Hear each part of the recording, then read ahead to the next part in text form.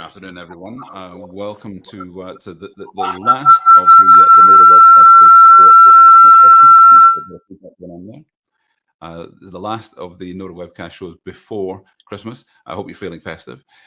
Just to explain for anyone who's not been watching the shows so far, the series of shows that we had before the NORAs on the 10th of November is where we featured organisations and companies who were involved in helping make the NORAs happen, and of course former winners and finalists in the NORAs in previous years.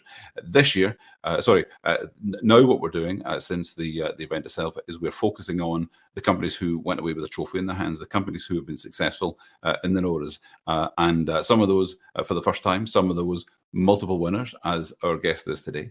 The reason for the shows that we are having now is to dig a little bit deeper to find out what makes these recruitment websites award worthy. Why are we looking into them why are we looking to them for inspiration for other job boards to become better and take inspiration from them. Without faffing on too much, let me bring my special guest to the screen. Gavin Mochan is the Managing Director of s1jobs. Gavin, good afternoon. How are you? Good afternoon. I'm very well and really pleased to be here. So thanks for inviting me. I'm glad to have you on, and actually a really special spot being the last one before Christmas. Are you feeling festive already? You've got a young child in the house. Is everywhere covered in tinsel? It's getting there, but the typical man, I suppose. I've got a little bit to do personally between now and Christmas Day. Fortunately, I've got the presents in the house. I just need to do a bit of wrapping. But, so long as your shopping's done and you're not leaving it to the last minute at the local garage. Well, this is it. Christmas Eve is typically my day, but of course, with the pandemic, I suppose the key change in me is ordering things online with well in time. You know. Yeah, absolutely. Of course, it used to be that you'd be looking at last day to post cards. Nowadays, it's last day to make an order off Amazon. I think we might be at that point already. Moving on. Thanks very much for joining me, Gavin. S1. Have been, I think, certainly among the job boards, the most successful job board in the history of the NORAs. You've got 9 trophies altogether. One of those being being the Academy Award, which is the very special one that's voted for by other members of the Academy, which of course are former winners and finalists, so voted for by your peers. So being held in really high esteem, and of course winning for the award that's dedicated to what you do, which is Best Regional Job Board. In terms of your experience of the NORAs over the years, is it something that keeps you on your toes in terms of focusing the mind? Well, respectfully, we don't do it for the awards. We do it for the sort of purpose behind why we exist, of course. But it's always lovely to be recognised, isn't it? It's lovely to be recognised. The real reward is completing that mission, but the recognition is that extra thing. And I won't lie, we do take some motivation from that. And of course, we are in a very luxurious position, especially in Scotland, where our heritage and our beginnings began. But I think what we try to do is dominate and not compete, and there's a fundamental difference between the two. If we're all continuously looking at our competitors, you end up very much with a Me Too offering. What we try to do is look at the marketplace and serve that purpose, which is why we exist. Yeah. And so that's one of the key things I want to talk about today, which is in the position that you're in, how do you serve your audience whilst being aware of the position, the dominant position that you're in your area in Scotland. So if I can reverse a little bit, for anyone who doesn't know you or S1 too well, can you give us a bit of history on the background of S1 and yourself? Yeah, of course. Probably starting to point out, as you've mentioned already, I've got 2 wonderful children, and I've actually got a third one on the way, which is during the end of January. So. Oh, fantastic. I'm looking forward to that. Calm before the storm, literally, both and my personal life. Professionally, I've been in online recruitment for over 20 years. I started out which was a very small organisation in the UK at the time called Monster, who was obviously went on to become a global organisation, and it was about reaching everybody rather than having a local focus. And then from there, I moved on to work with a job board which was focused on hyper-local recruitment. In fact, I actually had over 200 localised websites across the UK. Wow. And then, obviously, laterally, I've been with S1 for the past 8 years. S1, of course, is very much Scottish-centric. But back in 2017, we launched 11 other regional sites across England and Wales, taking a local approach to the UK market. So that's been quite exciting over the last few years.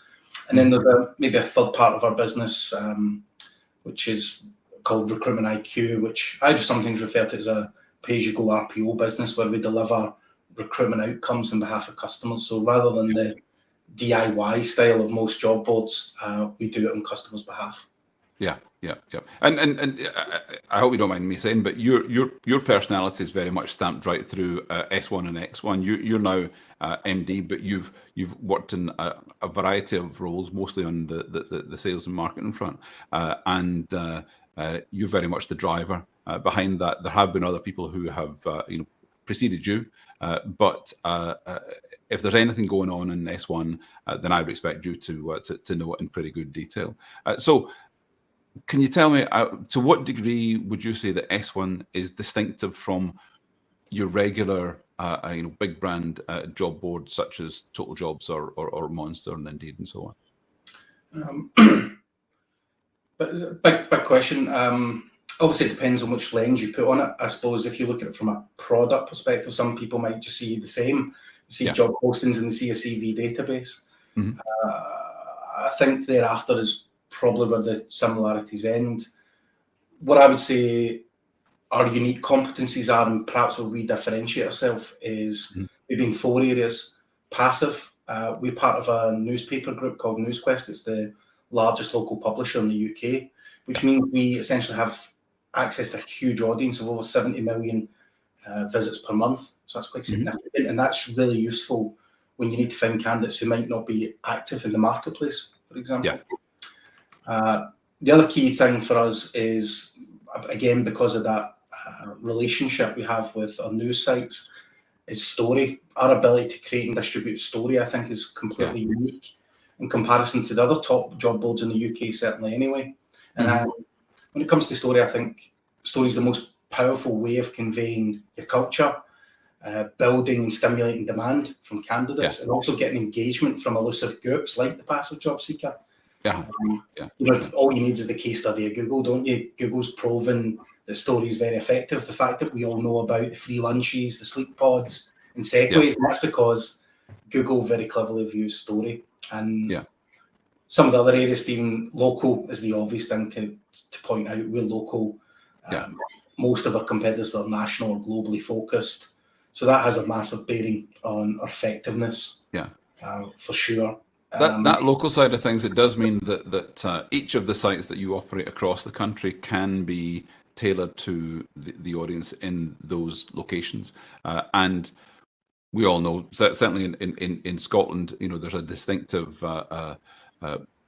voice amongst people, but also expectations of what you would see online, and whether someone is in Wales or in London or Cornwall or Manchester, then that local element where the website they're accessing to find vacancies is sharing local information on the industries that are up, the industries that are down, the movements, and of course the local recruitment firms as well as employers who are sharing vacancies specifically within those environments. And that local focus is often overlooked or often set aside as not as important as I think it is. I'm sure you think it's pretty important as well. And when people are looking for vacancies, the physical location, whilst maybe that's changing to an extent just now, is still a big factor. How near is the job? How quickly can I get to this job? What's the commute cost going to be when people are looking at jobs? And it's not necessarily that everyone's looking for a big paying career. They're looking for a job that's going to fit in with their lives, and local is certainly a big factor in that. Yeah, well, obviously it would be my contention that local recruitment will be here forevermore. I definitely believe that, because you're talking about there's career consequences from working from home too much. Yeah. And those consequences have been yet to be discovered. And you could hazard a guess at a couple of them. Culture, really, which business, we hear about these businesses that were born in a garage and people working in close proximity, and how that influenced not only the business, but the culture that came from it. Cultures are not created over these types of technologies. Maybe when we're in the metaverse, it might be possible. I don't know. But in the here and the now, that's not how culture's created. So localness is really important. The other thing I think which will keep local firmly important is your career progression, which is really, really important to job seekers and employees. That the reality is AI, machine learning, that's not making decisions on promotions. Your boss is, and your boss is a human being. And the frequency in which you interact with that boss and the frequency in which you're involved with things will have a huge bearing on, being visible will have a huge bearing on who gets the promotion or not. And all these things have yet to be understood by people who have a preference to work from home. There is drawbacks to everything. And of course, there's silver linings to working from home also. It's about getting the balance right. And I think that's going to be a learning curve for both employers and employees. Yeah. On that topic, where some vacancies can be filled with people living, you could be on a beach in Madagascar and working in some jobs if you're remote. I imagine that there'll be vacancies in London that people in Scotland could be applying for and working on from home. You could be in Inverness or Benbecula. You can be working these jobs so long as you've got a good internet connection. Are you seeing that further afield employers are looking to find the candidates that are frequent visitors on S1jobs? Yeah, I mean, I certainly wouldn't say that across Scotland you're seeing so much movement. I mean, we aren't seeing a huge amount of interest moving from the inner cities out to rural areas. We aren't seeing that. But you're right in what you say, that very clearly employers and employees have been opportunistic in the situation, where you can clearly see, particularly in IT, where you can see Scottish employees being able to pick up London jobs on London wages while staying put in Scotland. Yeah. And that for me is, it's a concern as somebody who operates in Scotland. There's a concern because fundamentally it'll put a big strain on salary, if nothing else, in terms of the demand for local employers. So we'll put a big strain on local employers and put them at a bit of a disadvantage. Afford to pay that London wage. Well, certainly more competitive, and whether everyone ends up on London wages or London wages are suppressed to the levels that there are elsewhere. Who could say? We've seen that in California, for example, some companies are taking away the extra bonus that they would have for people living in San Francisco, and we know that there's been London waiting, as I say, for some jobs for a long time. So the future of that, who can say? And of course, all of these things roll on to other areas of life, such as house values and so on. So getting back to yourself, we've had obviously a pandemic over the past 18, 20 months now, and it's had a dramatic effect on the recruiting practices and the employment landscape. How has that been reflected in the vacancies and the behaviours of candidates that are coming to S1jobs and to the family of regional sites that you have? Well, I don't know. It's been a bit of a roller coaster. It's one way of describing it. I think the beginning of the pandemic, well, during the pandemic, we've seen two huge extremes, the likes of which I've never seen in the 20 years I've been in online recruitment. At the start of the pandemic, we saw 70% of the vacancies disappear overnight. But then at the same hand, this year, we've seen the largest intra-year increase in job count on S1. So we're moving from extreme lows to record-breaking highs. That's interesting. I don't think the swings will be as severe in 2022. I think it's a positive market. I've got a positive outlook when I look into it, especially when you look at, I know we've been sort of hit by some additional measures at the moment to control Omicron, but ultimately the recruitment intention for 2022 is the highest that perhaps I've seen certainly in the last decade. I think in Scotland, 88% plus of firms intend to recruit next year, which is hugely significant. But on the other hand, Stephen, obviously candidates are a completely different story. Candidate confidence because of lockdowns, and what they've seen happen is go into lockdown, their fellow employees go into furlough, and some of them not make it back. That's massively damaged candidate confidence, and therefore mobility has been at an all-time low. So where we've got this roller coaster in job content, we've got massive suppression of candidate mobility. So it's making it really, really difficult for those employers to fill those vacancies. I think you're spot on the confidence point, because confidence, when people are confident, they'll take the risk, and there's always a risk of moving to a new job because, of course, it might not always work out. But when the confidence is low, people don't vacate jobs which make vacancies that need to be filled by someone else. So that circulation of people from job to job doesn't happen when confidence is low. And of course, employers then scream, where are the candidates? How come we can't find people? And in that sense, when the market has flipped, where candidates have got those who are available, who are definitely looking for jobs, are able to assert themselves more than before. They're able to be fussy. They're able to weigh up maybe multiple offers, whereas previously it might be the employer weighing up multiple candidates and deciding who's going to be right for them. How is that manifesting itself on S1 and your family sites? Yeah, the confidence is low, but you can see it starting to return. You could really see that, especially through September and October, where candidates were starting to move again. But it comes back to, what is the real instigating problem here? Is it because of the pandemic that slowed down mobility? But the other big factor was, even if you go before the pandemic, there was still sectors and industries that had huge skill gaps. There was a surplus of jobs and too few people to fill them. Even in care, you could see that. In IT, you could see that.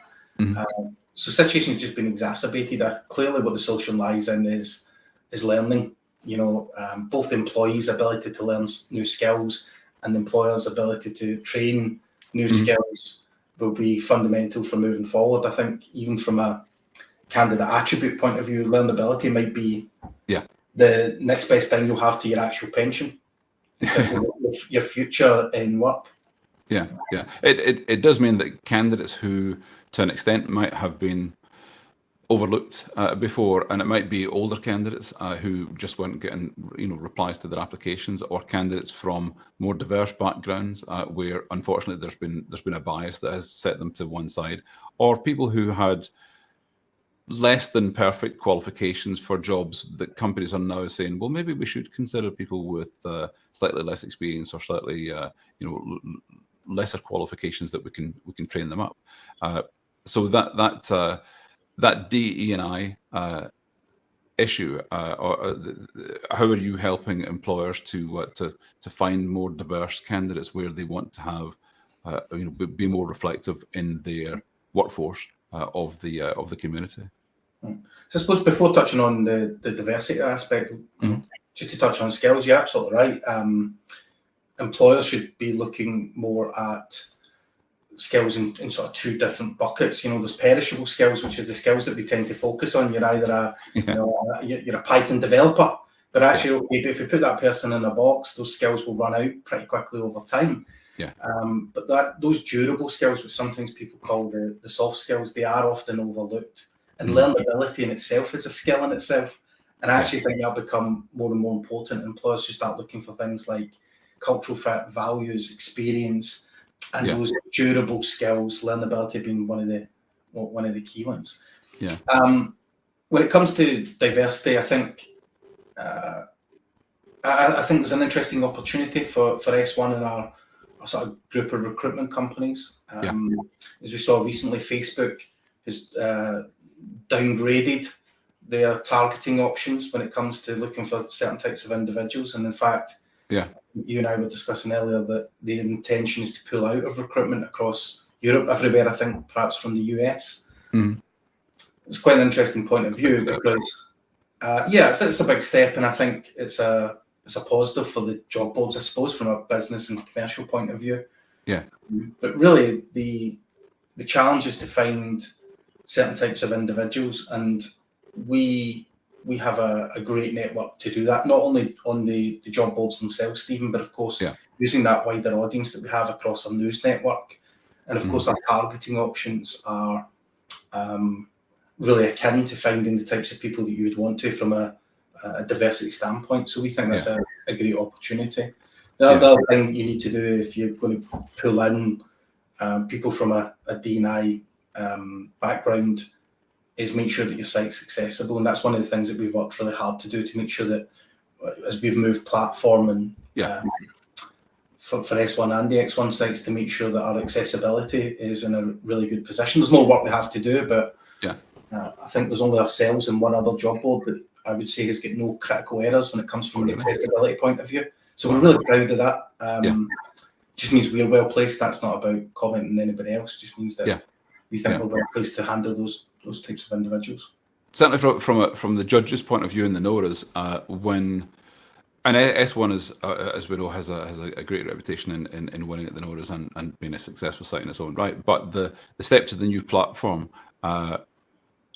in terms of the slickness, the accessibility, the usability, and the overall feel of the site, was a big step in S1 being named as winners this year, and it goes to show that you can't rest on laurels. You always have to think of ways in which you can continually improve, because candidate expectations are being stepped up when they go to any other site, not just job boards, whether it's Amazon or eBay or YouTube. When they get that click, it just works. Then when they go to job boards, then they would expect the feel to be just as slick, just as professional, just as intuitive. And when something doesn't just work, then they tend to bail out and go elsewhere. Yeah. So in terms of those rising candidate expectations, do you see trends in the market where you're planning ahead, you have a roadmap for the future, and you're thinking, right, what can we integrate that's going to respond to what candidates have a preference for? But I see there's two ways to answer that question, Stephen. There's a technology answer in terms of what tools the candidates want to see. And then there's another debate around the purpose of job boards, because you and I know we've been in the industry long enough where there's talk about job board doesn't seem to be as fashionable, perhaps, as what it once was. I don't know if you agree with that. Every year there's someone saying job boards are dead, in the same way as they say CVs are dead and so on. And it's just people who are looking for change at a speed faster than it's happening. But it's a moving target. Job boards are continually evolving. Some job boards will fall by the wayside because they're not meeting the needs of their audience, advertisers and candidates. But new ones appear, so it can be a cyclical business. But if you're saying job boards are dead, then you're saying careers and jobs are dead, and that's not disappearing anytime soon. Yeah, no, obviously I would agree. Otherwise, I'd probably move industry. But like I said, there's a technology answer to those types of questions, and there's a business answer, which is all around your sense of purpose. And that's something that I think is an industry the job boards really need to look at, because people are looking at the tools and technology, and what problems, and the problems that we're dealing with are so much smaller than when the industry began. When the industry began, the primary problem that Jeff Taylor over in the United States wanted to solve was he recognised that the process of applying for a job was crazy long. Think about it back in 1994. You'd probably have to type up your CV, or if you'd access to a PC, type it up on that. But fundamentally, take your CV down to the library, either get it photocopied or printed off, photocopy it, stuff it in the envelopes, mail it off, and hopefully in a couple of weeks' time you hear back. And for every 20, how many did you actually hear back on? Probably not a huge amount, but so clearly what was observed is technology could fundamentally change that process and make it easier to apply for jobs. But here's the thing, it was a brilliant, massively bold vision at the time. It's been solved. If anything, the engineering solution to it's maybe been over-engineered. It's actually so easy to apply to a job. I mean, even sites that don't do it very well can do it in 2 clicks rather than 1 click. And that sometimes makes it so easy for candidates to apply that it creates a different problem, which is, am I right for this job? Is this job right for me? Well, I don't think I'm quite right, but what harm will it do for me? It's 1 click of a button. But that's another issue for an employer. And it's also not good for your own self-esteem and credibility as a candidate. So for me, because that original vision has been solved, on the other flip side, we had the vision for employers, which is about driving down the expense of recruitment. That's also been solved. I mean, people can make a hire or two for like £500 today. Really, does it need to go any lower? I would argue probably not. So an industry without that vision to solve, I think has become a wee bit lost, and hence why people start to think that its purpose and its place in the world isn't as needed as what it perhaps it once was. I disagree with that. I think in recruitment there is some other huge problems that need to be solved. You know, one of the things candidates tell us consistently in Scotland is, it's quite significant, right? 77% of candidates in this day and age tell us that they want more employer information before they apply for a job. You know, and especially if you're just talking about candidate confidence being low, you want to make sure that your employer is the right one, and they want to investigate that employer in much more detail than what any of us are providing at the moment, and include S1 in that. So there is a big problem to be solved. Matching itself as well hasn't been solved in terms of marrying up candidates to the best opportunity in the marketplace. That hasn't been solved. We know that hasn't been solved because otherwise, why would there be recruitment consultants? Why would there be recruiters? Why would there be human interaction in the process and offering guidance and advice? Technology hasn't fully solved that problem. So big problems out there to solve. I think you're bang on when you say that focusing on your purpose rather than just your tech, thinking your tech will solve all problems, whatever the new toy is, to plug that in and think things will step up. If it doesn't take you closer to solving your purpose, then it's not the right thing. And when you're thinking about candidates and employers and recruitment agencies, if they're involved as well, is how are we making the match? How are we meeting their needs? I remember when I was a kid, my dad would say, if you train well and get to be really good at something, you won't need to go and look for work. Work will come looking for you. And the technology should be here now, and in a lot of ways it is, but not universally, where work comes looking for people. But it's making it clear that this person is a perfect match for that role, and that they are trainable, they are learnable, they can grow with the company, they're a good culture fit, they can do the job today, and they can do the job that the employer will need done in years to come. So making that match and finding those pairings of candidates and employers is, to my mind, the ultimate purpose. And everything else is, well, how do we make that happen better? How do we make it feel better to do? And how do we make sure that, from both sides' point of view, candidates aren't applying for a job that's not right for them? So it's a good match. Not applying for any job because it's easy, because that's a problem for them, and it's a problem for employers because they then need to deal with a candidate who's totally unsuitable for the job, but has to be dealt with in a professional way. So that purpose, I think you're absolutely spot on. There's no getting away from that. It can be something simple like when we talk about matching, you'll be involved with these types of conversations. How many seconds will it take before the conversation goes to AI, machine learning? And absolutely, they're important things for the future. They're important things for right now. But let's be honest, there's also simpler solutions that quickly would take us much further than where we are today. Salary. Sometimes I'll read the job description and I tell you, I could not tell you whether it's a senior, mid, or entry-level role. Spot on. The salary will be the defining factor that tells me how much experience they're actually looking for, what sort of fit they're in. So there's other things that could be done now. And when it comes down to, do you know what the defining factor will be when it comes to solving the problem around matching? It will not be the technology, because the technology very quickly becomes ubiquitous. You know, one job will get one tech, the other people copy it, or they partner with a similar organization. The technology is really quick to catch up. The defining factor who will be able to match the best will be the organization with best relationship with the end user. It will come down to trust, because data is becoming more and more controlled, and individuals can be more and more selective about who they give that data to. And the data is the oxygen to make the fire go. And if the user's not going to give you the data, you ain't going to be very good at matching. So when I look at the strategic assets and the trust and things that we have, that's why I think we're really, really well placed, because news in itself is more trusted than social media, for example.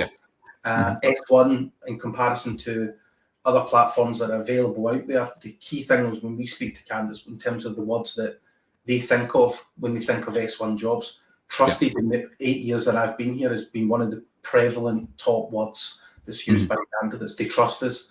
And it's easier to trust us because passing your data to S1, what are they going to do with it? Well, they're going to help us find a job, because why else would they want to use it? They've got no other purpose or mission in life. Giving your data over to Facebook, I don't think the user's as comfortable or as clear with how that data could be utilised. And that's a fundamental difference. I know that geographically Scotland is quite distinct from, well, probably from most other places, but if we went back to pre-job board days, on a Friday, everyone in Scotland knew that if they're looking for a job, get the Herald or get the Evening Times, or in Edinburgh you would get the newspaper there, and all the employers knew, well, that's where the candidates are going on a Friday, to those newspapers, so that's where you advertise the jobs. It is now the case that if you're looking, you go to s1jobs. That's the default, and if you're advertising vacancies, that's where the candidates are. Given that position, and it's a strong position to be in, how do you maintain that dominance of the sector, where there are competitors who are looking to win those candidates and clients from you? Well, undeniably, we're in a really strong position, but I don't think we ever look at it like that. I think in terms of our outlook, we look at actually all the big problems that we've still got to solve. We look at the opportunities that still exist. So even though S1's in a great position, our job is to help the employees or the job seeker in Scotland find the most ideal role. And I think there's improvements we can make there. So why on earth would we be looking back at our position and trying to maintain it? What we're trying to do is grow with the needs of the user and our customers. And I think that quest to look forward continuously means that we tend not to rest on our laurels. We tend not to look how we make mistakes. I mean, when we migrated a platform at the end of last year, I was really thankful we did it over the December quiet period.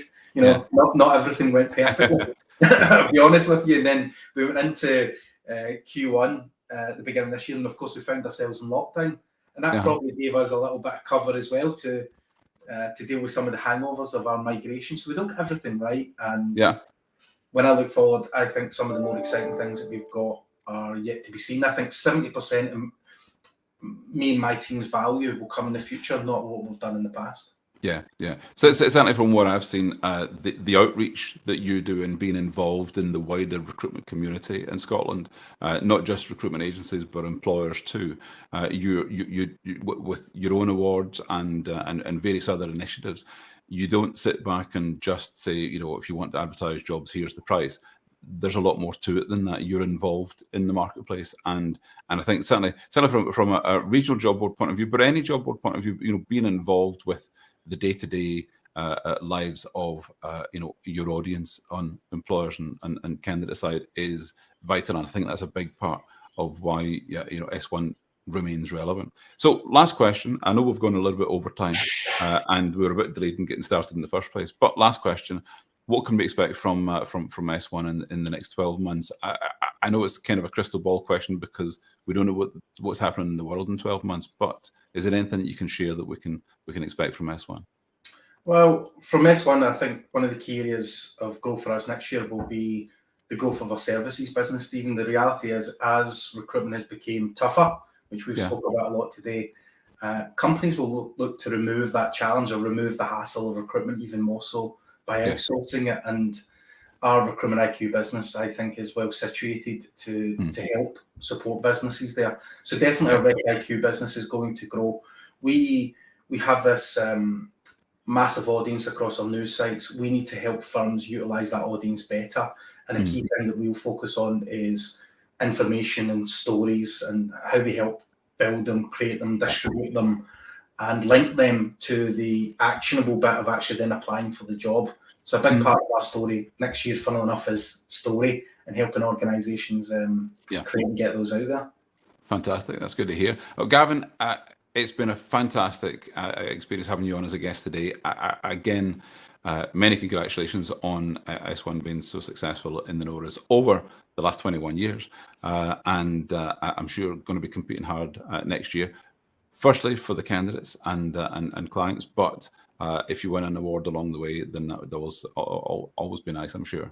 It's always nice and always welcome. Stephen, thank you very much. I've really enjoyed it. No problem. Thanks everyone who's been watching either on Crowdcast or on any of the social channels. And of course, anyone who's watching on Catch Up. If we don't speak to you before then, have a spectacularly great family Christmas. Thank you very much, everyone. Thanks, Gavin. Bye-bye.